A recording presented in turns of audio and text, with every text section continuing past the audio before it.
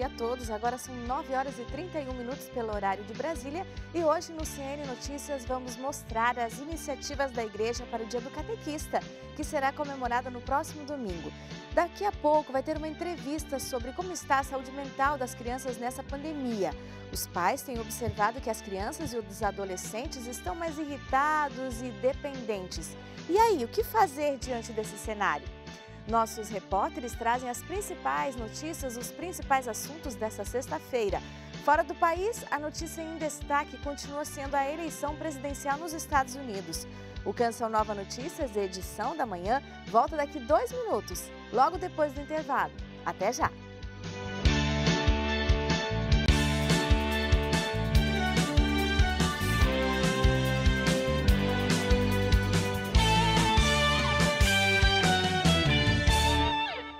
O governador do Rio de Janeiro, Wilson Witzel, foi afastado do cargo pelo Superior Tribunal de Justiça.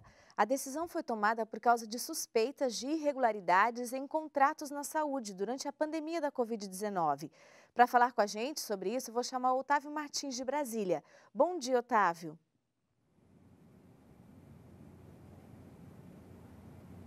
Bom dia, Adelita. Bom dia a todos que nos assistem. É exatamente isso. Esse afastamento aí do governador do Rio de Janeiro vai valer por 180 dias. Foi um pedido de um ministro do STJ, né? Então, essa operação é um desdobramento da Operação Placebo, que foi deflagrada há alguns meses atrás e já investigava aí desvios na área da saúde do Rio de Janeiro, né? Esses desvios se davam aí a partir de contratos que estão sem licitação nesse período de pandemia e alguma parte desses valores era repassado a autoridades do estado do Rio de Janeiro, né? Então, além do governador Wilson Witzel, foi também afastado o vice-governador do estado e o presidente da Assembleia Legislativa, a ALERJ. Então, foi uma operação aí que atingiu os mais altos cargos do Rio de Janeiro. Entre todos os pontos da operação foram aí 17 mandados de prisão e 72 de busca e apreensão. Além do Rio de Janeiro, outros estados também participaram da operação aí, como por exemplo o Distrito Federal, São Paulo, né? Então é uma operação bastante abrangente. Em nota, a defesa do governador Wilson Witzel disse que recebeu com bastante surpresa, né, a determinação monocrática de um dos ministros do STJ e que vai esperar ter acesso aos autos do processo aí para poder tomar os próximos passos. Lembrando que desde que começaram aí essas investigações, começaram aí esse período de pandemia, o Rio de Janeiro foi foco e esteve aí no centro de várias investigações de desvio e corrupção. Muito obrigada, Otávio, por suas informações. Agora a gente vai mudar um pouco de assunto e vamos para fora do país, ver o que está sendo notícia pelo mundo hoje. O destaque do The New York Times diz: republicanos consideram a eleição como uma cruzada contra a desordem violenta. O presidente Trump acusou democratas de dar rédea solta aos criminosos. O The Washington Post destaca: Convenção Nacional Republicana. Trump desencadeia ataques contra Biden e critica cidades dirigidas pelos democratas. O destaque do El País é a testagem de uma nova vacina. A Espanha autoriza pela primeira vez um ensaio clínico em humanos para uma vacina contra a Covid-19. Um total de 190 pessoas saudáveis serão testadas na Espanha. Os voluntários terão entre 18 e 55 anos. O jornal japonês Yomiuri Shimbun destaca o pedido de renúncia do primeiro-ministro Shinzo Abe. O primeiro-ministro anunciou nesta sexta-feira sua intenção de deixar o cargo devido a preocupações com sua saúde. Uma colite ulcerosa derrubou a cortina do governo mais longo do país, segundo o jornal. Outro assunto em destaque na mídia internacional nesta sexta-feira são os 75 anos dos bombardeios de Hiroshima e Nagasaki. As informações com José Miguel de Macau. Bom dia, Brasil! As duas últimas edições do Semanário Católico de Hong Kong, em língua inglesa, Sunday Examiner, publicaram duas notícias no âmbito dos 75 anos dos bombardeamentos de Hiroshima e Nagasaki. O caminho para a verdadeira paz necessita que o mundo elimine as armas nucleares. Esta foi a ideia defendida pelos bispos David Malloy, do estado norte-americano do Illinois, e Joseph Takami, de Nagasaki, no Japão. A frase foi proferida no âmbito do 75º aniversário dos bombardeamentos atómicos de Hiroshima e Nagasaki E discursando por meio de videoconferência, os dois bispos afirmaram que enquanto perdurar a ideia de que as armas são necessárias à paz mundial, dificilmente se conseguirá reduzir o número de armas nucleares, quanto mais eliminá-las por completo. Recuperando algumas palavras do Papa Francisco, ouvidas na visita que efetuou ao Japão em novembro de 2019, em que pediu ao mundo para se lembrar da sua obrigação moral de eliminar as armas nucleares, o bispo David Malloy disse que todas as nações deverão encontrar um caminho comum, alicerçado num compromisso global e de confiança, que leve à destruição de todo o armamento nuclear. À semelhança de outros anos, o Papa Francisco enviou uma mensagem aos católicos, e não só japoneses, em que recuperamos a seguinte frase: que a voz profética dos sobreviventes de Hiroshima e Nagasaki continua a servir de aviso a todos nós e às futuras gerações. De Macau, José Miguel Encarnação para o Canção Nova Notícias. A seguir, o repórter André Cunha traz informações sobre a relação coronavírus e tabagismo. André. Nós ouvimos um especialista no assunto e ele explica por que o tabagismo pode aumentar o risco da pessoa desenvolver a Covid-19. Depois do intervalo, a gente volta já.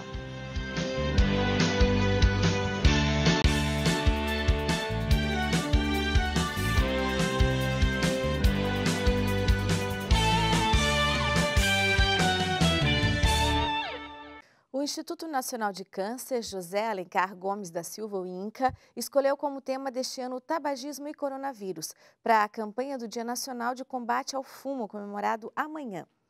O André Cunha tem mais informações sobre isso. Bom dia, André. Tem indicativos de que houve um aumento no consumo de cigarro, é isso mesmo? É isso mesmo, Adelita. Bom dia para você, bom dia para todos. Um aumento no consumo de cigarro durante a quarentena. Uma pesquisa que foi realizada pela Universidade do Oeste Paulista, que entrevistou diversos tabagistas por todo o Brasil, revelou que 46% deles, dos participantes da pesquisa, relataram que tiveram sim mais vontade de fumar durante a quarentena. Além disso, Adelita, a gente sabe que existem diversas pesquisas que mostram a contribuição do tabagismo para a diabetes, para os casos de hipertensão, cardiopatias, doenças pulmonares obstrutivas crônicas, acidentes vasculares cerebrais e até o câncer de pulmão. Agora, tudo isso pode se agravar no momento em que o mundo vive, então, uma pandemia da Covid-19, É por isso que a gente ouviu um médico pneumologista, o doutor Ronaldo Macedo. Ele explica para a gente por que fumar pode aumentar, sim, os riscos de contrair a Covid-19. Vamos ouvir.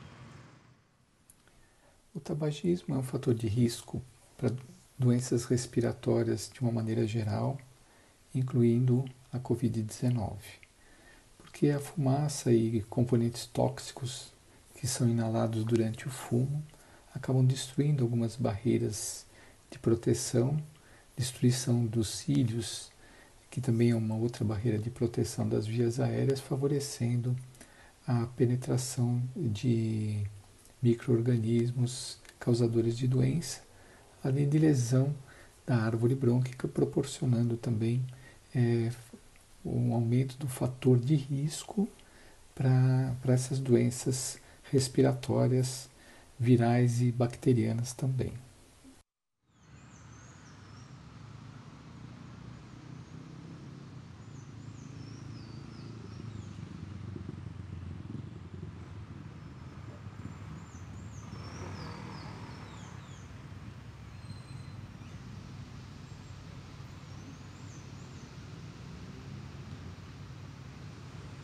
Nós tivemos aí uma falha na comunicação com o André, mas obrigada, André, por suas informações.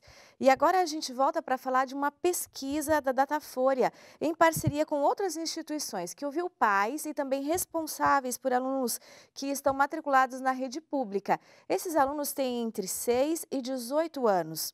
Os dados mostram que, com a pandemia, as crianças e os adolescentes estão mais desmotivados, ansiosos e com dificuldade de manter a rotina dos estudos.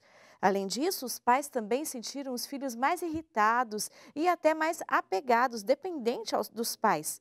Então nós ouvimos a psicóloga Viviane Cunha e ela vai falar sobre esses reflexos da pandemia na saúde mental das crianças e adolescentes. Olá, bom dia.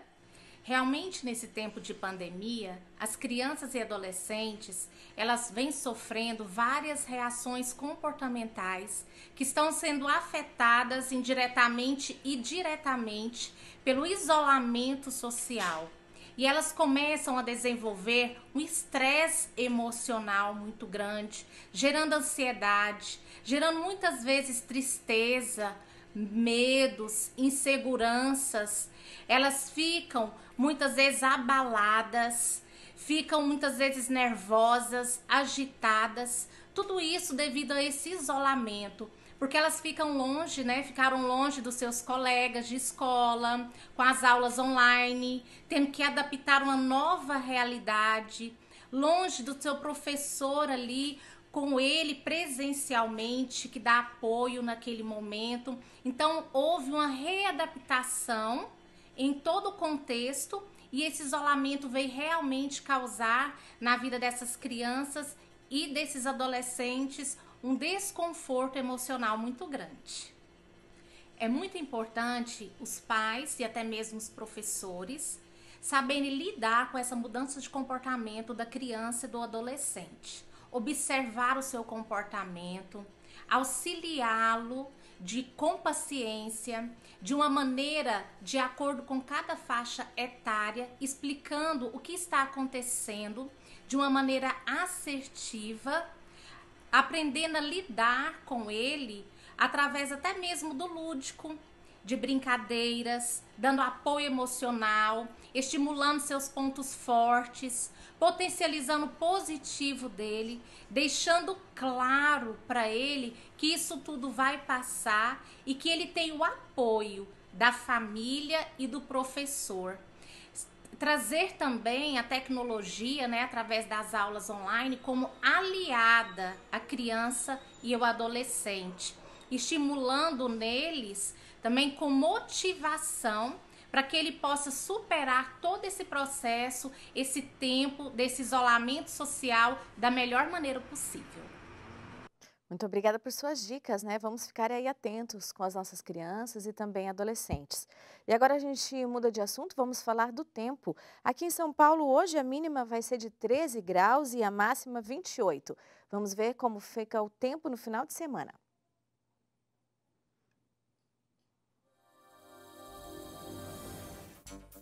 Alguns momentos do dia no Rio Grande do Sul e em Santa Catarina. Uma nova frente fria avança sobre o sul neste sábado. Chove no Rio Grande do Sul e o sol predomina nas demais áreas.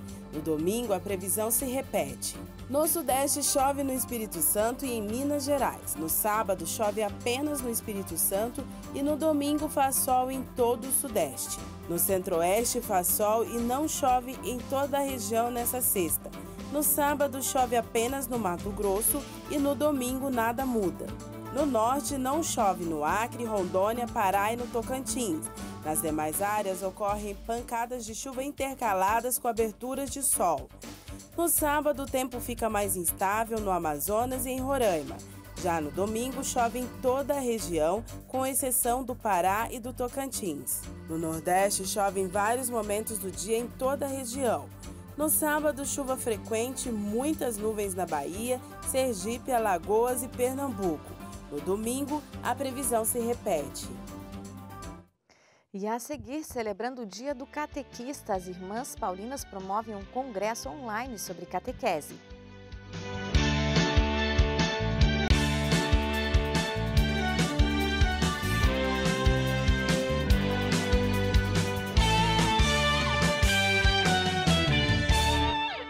Estamos chegando ao final do mês vocacional promovido pela Igreja no Brasil. E domingo é o Dia do Catequista. Sobre este e outros assuntos, a Jéssica Marçal, do nosso Web Jornalismo, vai falar para a gente.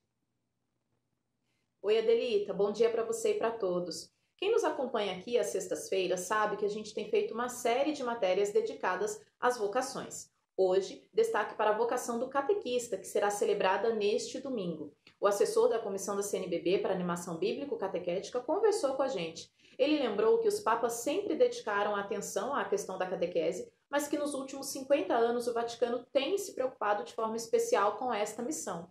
E não podia faltar o testemunho deles, os catequistas. Eles falam com muito amor dessa missão realizada com zelo e dedicação e contam como têm utilizado a criatividade para continuar evangelizando neste tempo de pandemia. Ainda falando sobre missão, as Pontifícias Obras Missionárias apresentaram o hino da Campanha Missionária 2020. A letra e a música são de Joelma Alexandre, que faz parte das famílias missionárias do Rio Grande do Norte. Neste ano, por causa da pandemia do novo coronavírus, todo o material da campanha missionária tem sido apresentado em formato digital. E o Vaticano confirmou hoje a realização do Dia Mundial das Missões para 18 de outubro, sem alteração do calendário. A Congregação para a Evangelização dos Povos emitiu um comunicado, lembrando que esse dia já vem sendo preparado há tempos em várias dioceses no mundo todo e ressaltando também o senso de comunhão e corresponsabilidade dos bispos na coleta desse dia em favor das Pontifícias Obras Missionárias. Continue conosco, acesse noticias.cançãonova.com. As Irmãs Paulinas realizam a partir de amanhã um congresso sobre catequese de maneira online. Essa programação vai ter momentos de oração, palestras, mesa redonda e participação especial do Padre Joãozinho e Padre Zezinho. Então, o Congresso da Catequese Paulinas ele tem esse intuito de reunir os catequistas nesse momento de pandemia, mas de fazer com que eles façam essa experiência a partir do tema a identidade do cristão até que Cristo se forme em vós. Então é um encontro, um grande encontro, onde a gente vai trazer essa temática da identidade cristã a partir da família, com o Padre Zezinho e o Padre Joãozinho, a partir da exegese bíblica com a irmã Zuleika Silvano, a partir do novo diretório da catequese com a irmã Aparecida Barbosa e a partir também da iniciação à vida cristã, pegando ali a questão da metodologia mesmo, da iniciação com o Padre Trônio Francisco Lelo, que é também autor dos nossos livros de catequese, de coleções que são usadas assim no Brasil todo. Hoje é o último dia de inscrição, então a gente está aguardando ainda a sua inscrição, aguardando que outros catequistas também compartilhem essa informação. A inscrição é R$40, o site você pode ver aqui na tela, site de inscrição, então a gente aguarda a sua inscrição lá. E lembramos hoje o aniversário de 55 anos de bispo de Dom Pedro Fedalto, arcebispo emérito de Curitiba.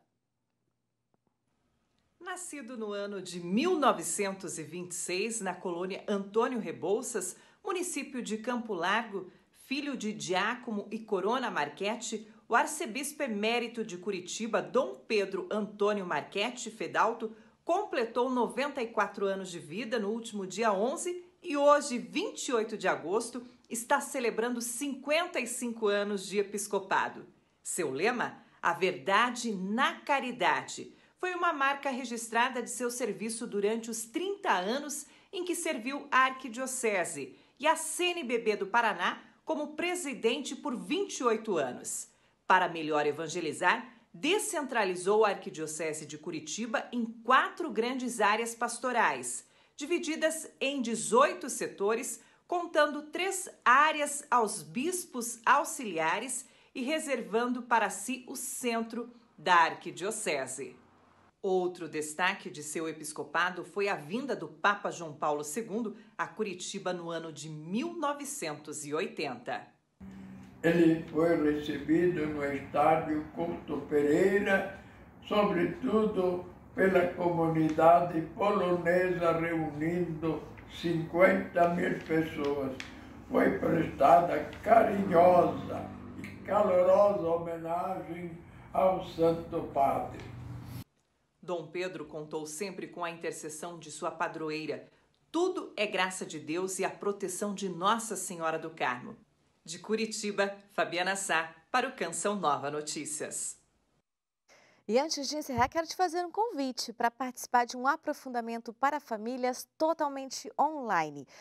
O tema do aprofundamento é Famílias em Ordem de Batalha. E fazendo a sua inscrição, você vai poder acompanhar pregações de professor Felipe, Eliana Ribeiro, Padre Diogo Albuquerque, Doutora Filó e Padre Roger Luiz. Para fazer as inscrições, é só entrar no site sãopaulo.cançãonova.com. E também, logo mais, à 13h, você acompanha mais um boletim de notícias. Continue com a programação da Canção Nova. E um ótimo fim de semana a todos.